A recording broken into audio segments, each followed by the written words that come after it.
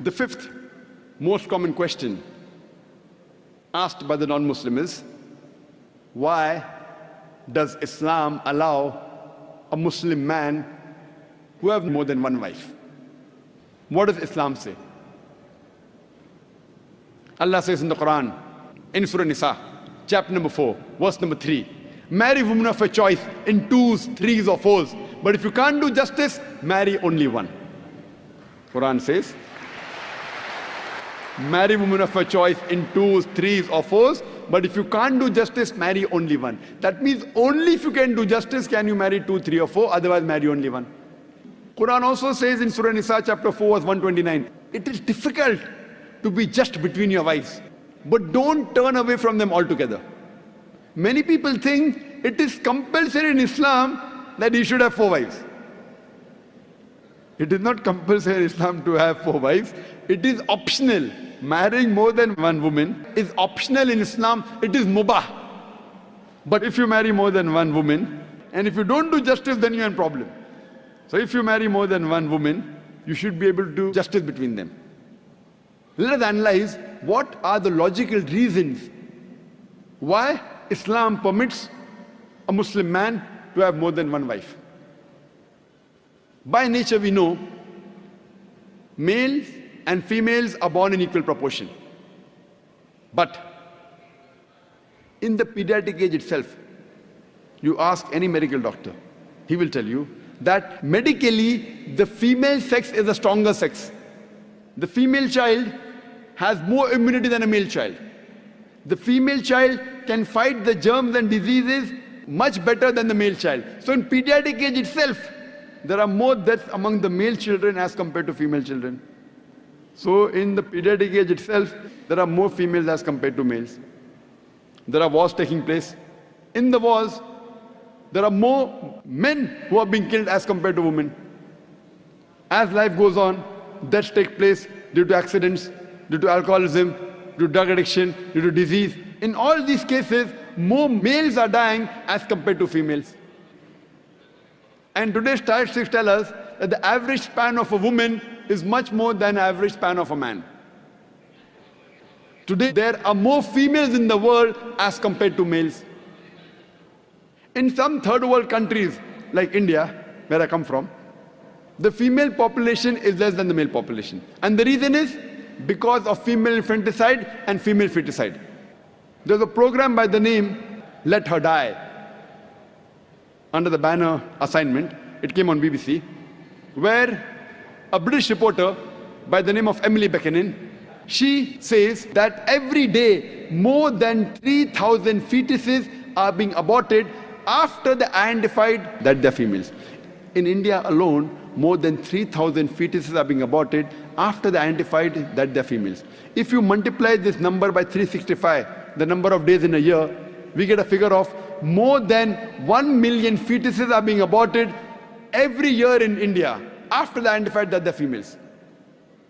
And according to the report of the government hospital of Tamil Nadu, out of 10 females born alive, 4 are put to death. If this evil practice of female infanticide and female feticide stops in India, even in India, in a few decades, the female population will outnumber the male population. Today when we analyze throughout the world, there are more females as compared to males. In New York alone, there are 1 million females more than males. In USA alone, there are 7.8 million females more than males. In UK alone, there are 4 million females more than males. In Germany alone, there are 5 million females more than males. In Russia alone, there are 9 million females more than males. And God alone knows how many millions of females are more than the males throughout the world. If I agree with a non-Muslim that every man should marry only one woman, and suppose my sister or suppose your sister happens to live in USA, and if the market is saturated, every woman has found a life partner for herself. Yet, there will be 7.8 million females who will not find husbands.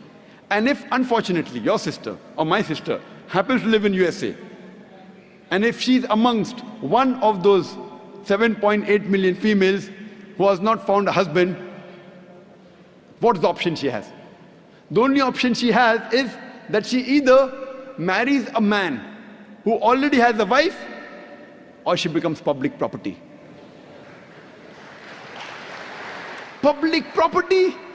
Many people say, Dr. Zakir Naik, such a harsh word. It is the most sophisticated word I can use. I cannot think of a better word. There's no option. She either marries a man who already has a wife or becomes public property. In America, having mistresses is very common. The American statistics tell us, on an average, a man has 8 different sexual partners before he settles down with one. 8 different, some may have 5, some may have 10, some may have 20. 8 different sexual partners before he marries. After marriage, how many he has, the statistics doesn't say that. But before he marries, he has on an average 8 different sexual partners. Having mistresses in America is common, no problem. 10, 20, no problem. Having 2 wives doesn't go down the throat. You know, when a woman becomes the second wife of a man, she gets honor, she gets a right. She lives a very peaceful life, with grace, with honor, with all her rights. And when a woman is a mistress, she doesn't get her rights, she has no protection, she leads a life of disgrace. Therefore, Islam permits some men to have more than one wife to protect the woman. And I do agree, if someone tells me that no woman would like to share the husband, I agree with them. I don't argue. I agree with you that no woman under normal circumstances would like to share the husband. But the Islamic Sharia says, let a small loss take place to prevent a big loss. That means a good Muslimah who knows the situation of the world would not mind sharing a husband to prevent her sister from becoming a public property.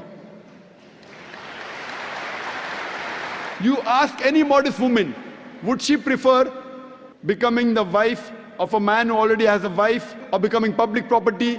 Any modest woman would choose the first one.